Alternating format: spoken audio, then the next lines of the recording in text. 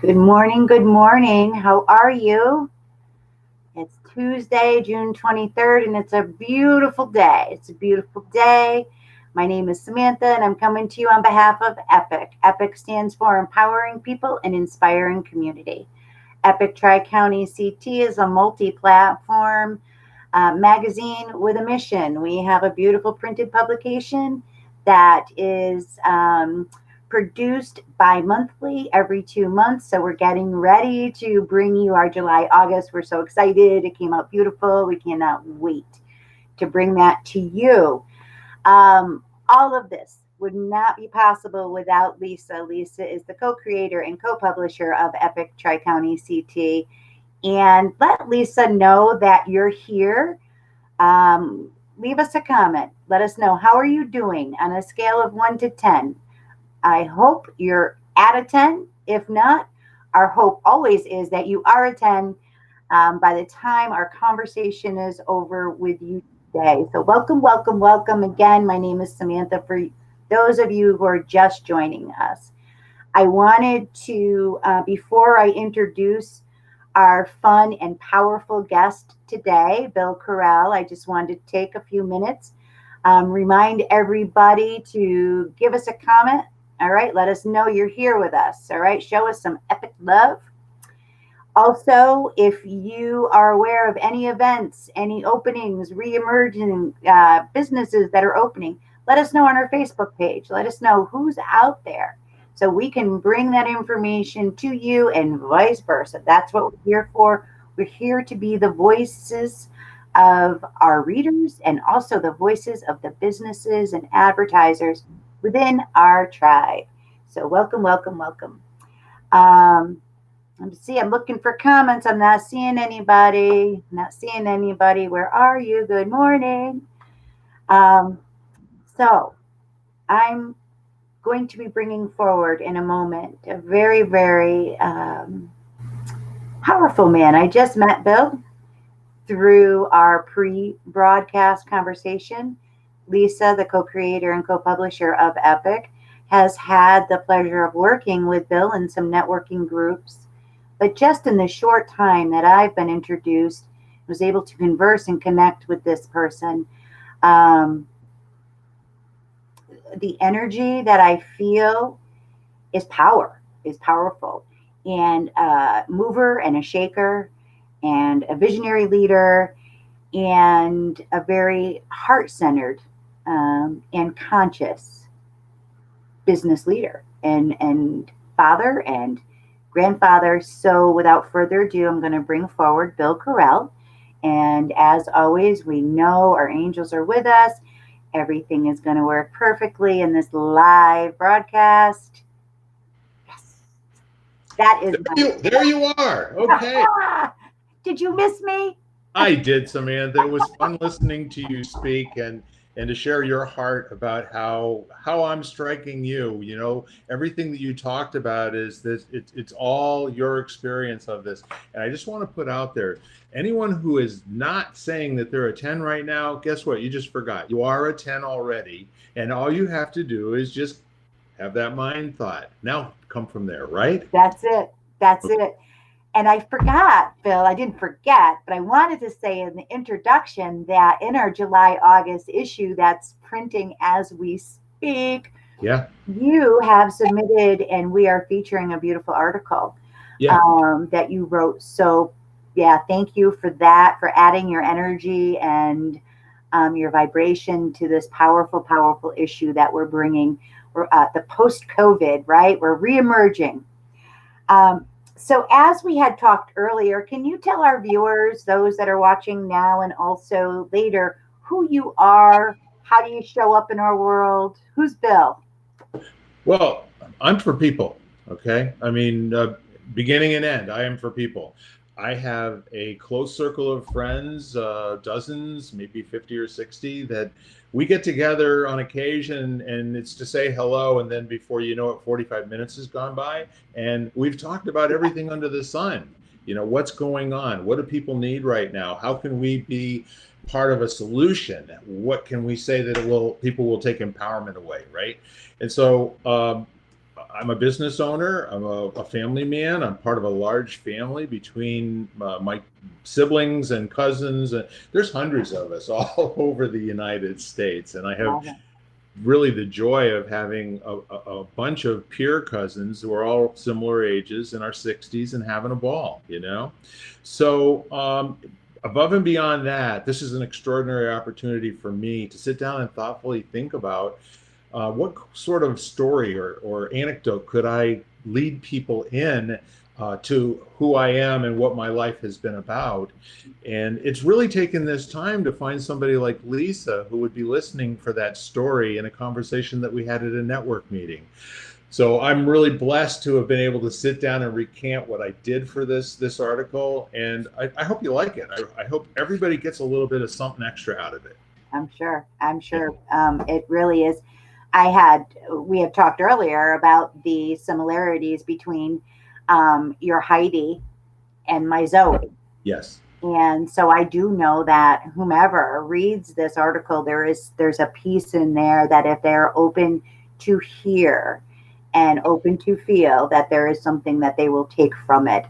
Yes. Um, it really is a powerful, powerful article, and it really helped me to understand even deeper the whole law of attraction and the whole how it all works.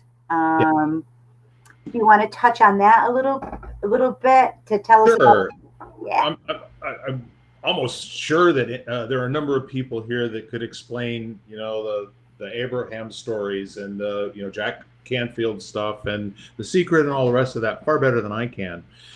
I just want to let you know that I've studied enough different people to hear what I kind of find the sameness in it. And there was a man named Veronicus back in the 1990s that not many people have heard of. Mm. But the whole idea is that if we can be responsible speakers, to the subconscious and the unseen, we have a good shot at getting more of what we're putting out. And I remember Bucky Fuller once saying, if you lived a life of your word and were responsible for what you say, at some point you say chair and chair would fall out of your mouth. Okay. So all this comes down to is, in my opinion, is that when you get to a certain sensitivity about receiving and giving, then there comes a listening. The responsibility comes in powerfully accepting and listening for and hearing the unseen. And what I mean by that is that there's always energy communication that's going on while all the noise and the mishigas in the universe is distracting us. Hmm. But I listen for what's being said, what isn't being said. And beyond the language of speaking and listening, I also listen for the energy and the silence. And what comes out of the silence to me sometimes is far more powerful than the words that are being used, if that makes any sense. Like, for instance, I can't even get the words out to describe it right now. Right. So, There is no description. yeah, does that Um, does that does that help? yeah, absolutely. Yeah. Absolutely. I was speaking yesterday here on Epic Interviews. I was camping over the weekend, and just this powerful moment of silence. It was completely silent. I was in the woods, and there was just this one little leaf. It was a little green leaf that just broke away from the tree and fell so gracefully to the ground. And it was in that silence and hearing what that leaf had to say that gave me a very, very powerful experience. And I think that's basically what you were just saying too. It's listening to what is all around us and within us, Yes. and being open. And that is what provides for me. For me, it gives me, I don't want to say it gives me purpose, of course, but it gives me power to Yeah. use in a positive way. Sure. So the Buddhists will talk about the authenticity of the moment. And one of the key ingredients to experiencing life fully is to add nothing to it.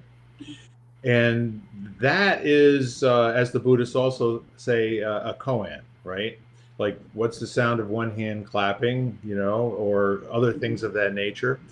And the whole idea is that to be able to be an observer, and as science has shown us, to observe is to change, but to be an observer with the intent to appreciate what is actually happening and not bring who you already are to that moment, so you can now experience yourself in the moment and on the other side of the moment, and freshly and newly. Mm, I love what you just said. Thank you for sharing that. That's Sure. very, very powerful. Um, and I know that, hearing the unseen and paying attention to that sixth sense that we all have really has transformed my life, continues to transforms every moment, you Yes. know, and to be bringers of this really is what Epic is about. And I know that's what you're about. Can you tell us, because a happy anniversary coming up, by the way. I know that you have a wedding anniversary. You want to tell us about your bride a little bit and your family? Well, I met my bride in a dream that I had when I was 12 years old, and I cover that in the article a little bit. It really did happen, ladies and gentlemen, and I knew her the moment that I met her at a dorm party that I was going to marry her, and we stayed up talking until 5 o'clock in the morning, and we talked about having two children and et cetera, et cetera. So the fun part of that is that she finished her college degree, and we got married 1 month later. And then we were working on having our first daughter, and it took 5 years, from the time that we were ready to have her until the time that we finally received her. And funny enough, the grandchildren sort of came the same way. We were everything through the 1990s, when our kids were turning 20, 21 years old, was when the grandchildren get here, and we had our lakefront home, and then we had a home down in Florida. And so everything was preparing this really special place and inviting our grandkids to come. Well, that took almost 15 more years. So Yeah. they're here now with abandon, and we That's just it. That's it. love them to, yeah, Lincoln and love them to Jackson, pieces. right? Yeah, absolutely. Nothing I but, love it. yeah, Aren't they great? yeah, Aren't they they are. great? And our greatest teachers, our greatest teachers. Yes. Um, just off the cuff, we didn't even talk about this, but what is something that little Jackson taught you? Because I know we had talked about Zoe.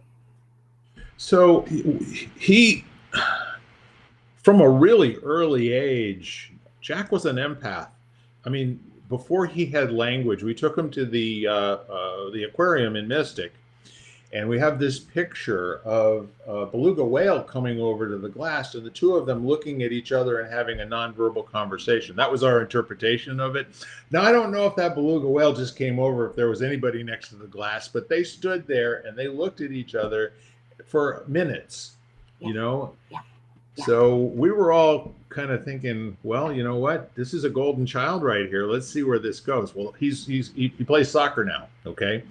And he gets into mischief, and he's a lot of fun. But I think the main thing that he has always shown me is what it is to be a bright spirit that asks a lot of questions and is not in the least bit worried about being wrong about it or making a mistake. He's that kind of boy. Right, right. We can learn so much from the children. Our Yeah. greatest teachers, our greatest teachers.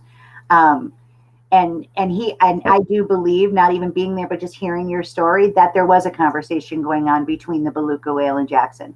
And Yes. these are conversations that happen throughout every moment of every day, whether you're a child, an adult, whatever, and to hear them is beautiful.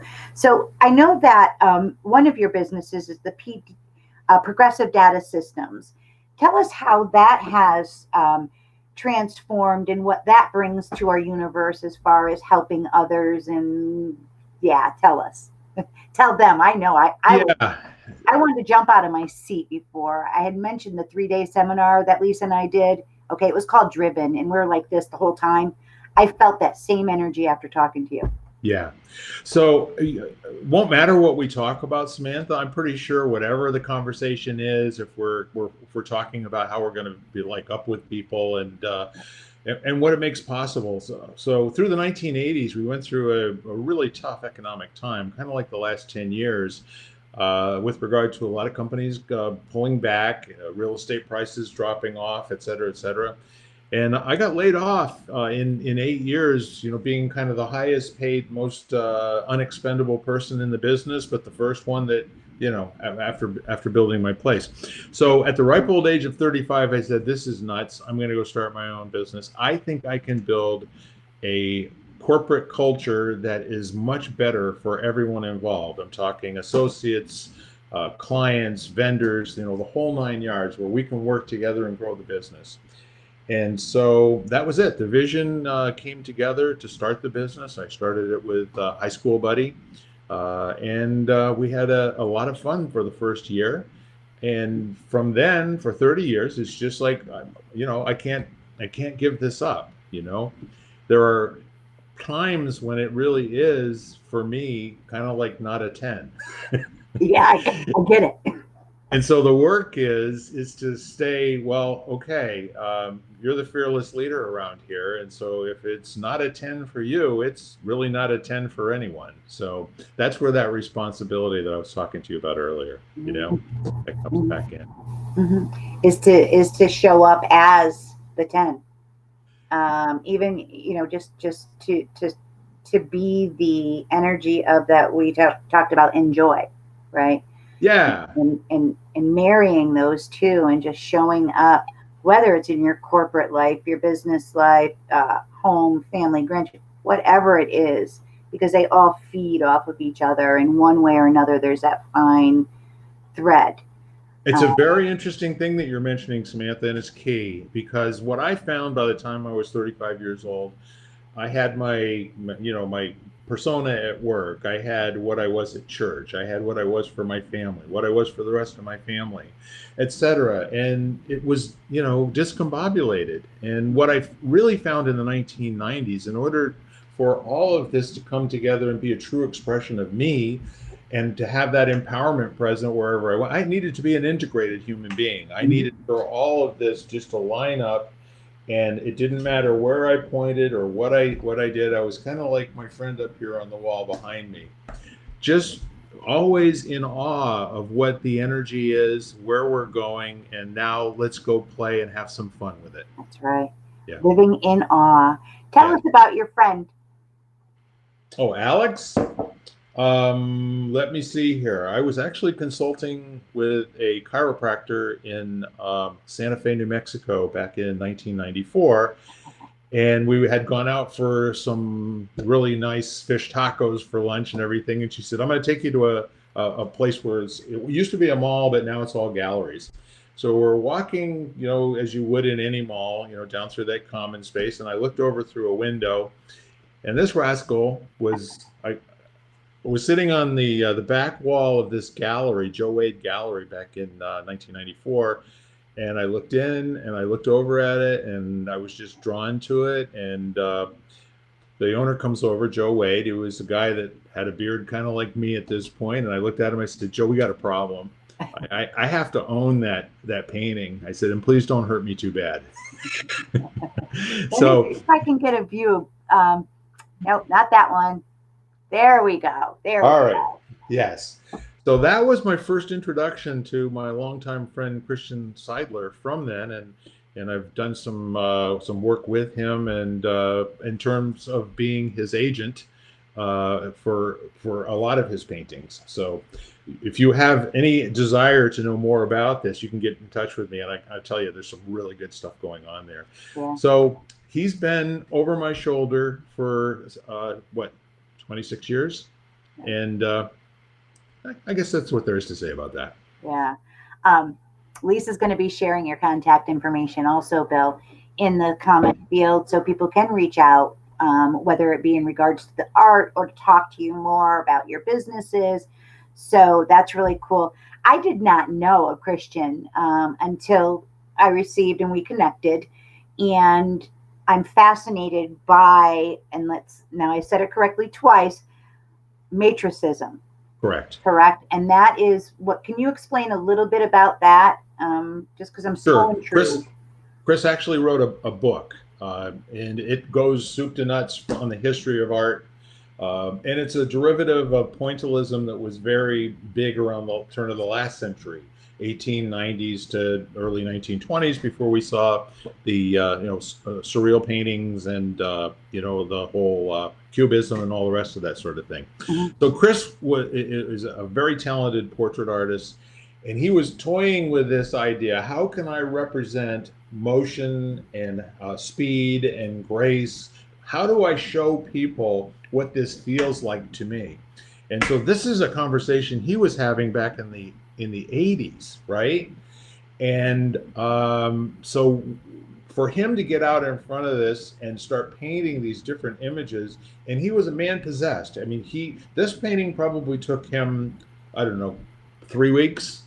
In the art world, that's a very long time, but mechanically and technically, there's a lot dot by dot being of oil paint being applied to the. So back to your question, Chris has gone many different directions, and it's been a wild ride, and he's been a lot of fun to be around. And he's now at retirement age and lives in Texas. Nice, nice. So, my new friend, I'm so excited. That's my friend. As we had talked about networking, tell us about the ninja. Can you tell us about the ninja and what that's about, and how you are the warrior of these networking groups that are here to help empower and inspire? Well, I would say I am more like the business shaman. Okay, my Okay.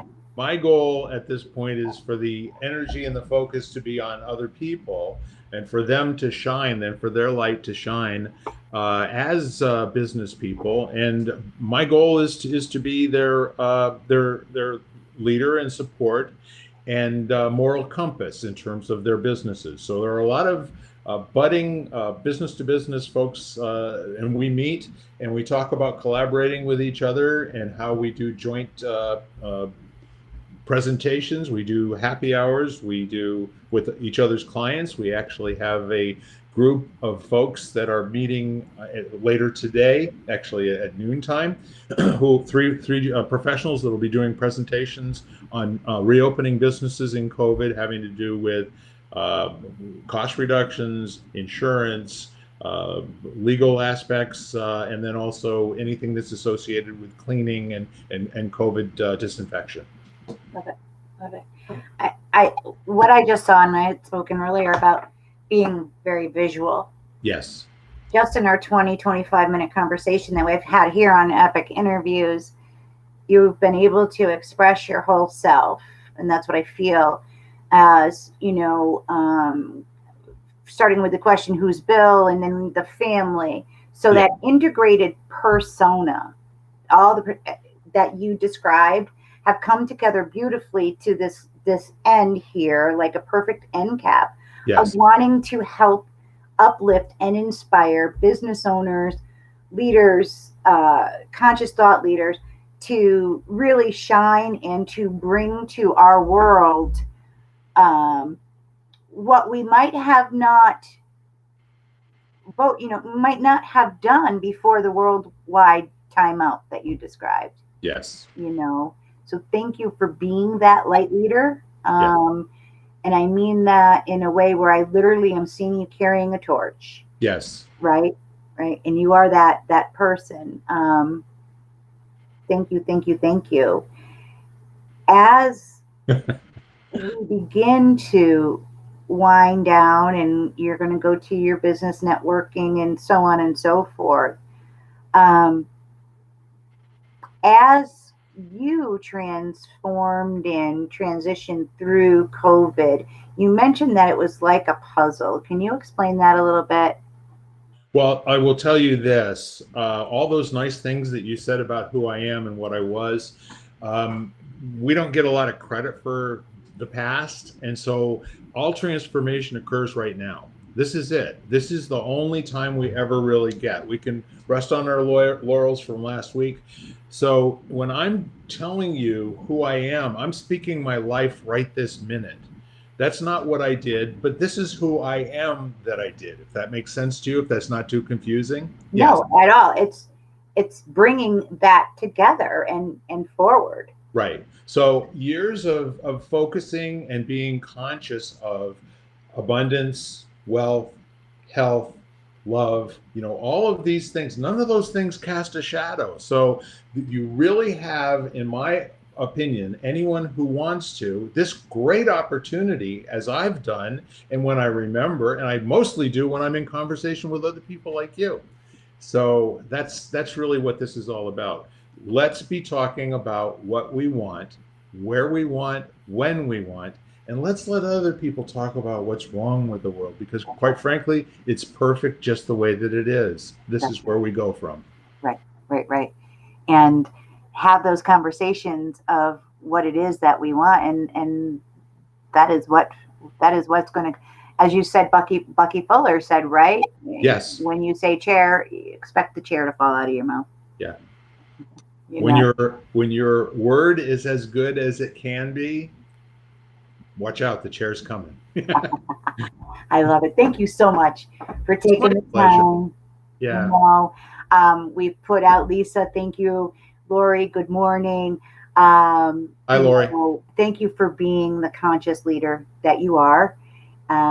Please, everybody, if you have any questions, reach out to Bill. You can also reach out to myself. I almost said Samantha, Yeah. myself or Lisa. Epic. We're here for you. Bill's here for you. Thank you, thank you, thank you. I can't wait to meet you Yes. and to take this conversation farther. Definitely. We're It's looking forward to your yeah. article and bringing that to our community. And we've only just begun. We've Don't only be a stranger. I'm looking forward to this friendship going a very long way. We've got a lot of absolutely, world to help, right? absolutely. All right. And as we close out every epic interview, we want to thank our viewers that are watching now. Please leave a comment. Those who are watching the recording later, we know you're going to get exactly what you need. Leave a comment. Let us know what you think. And as always, please, please, stay healthy. Yes. Um, Stay who you are and who you're here to be. Stay tuned because tomorrow's Wednesday. We have another epic interview. And please, as always, peace. Peace out, peace within. See you later. All right. Bye. Thanks, Bill. You're welcome. Thanks, Samantha.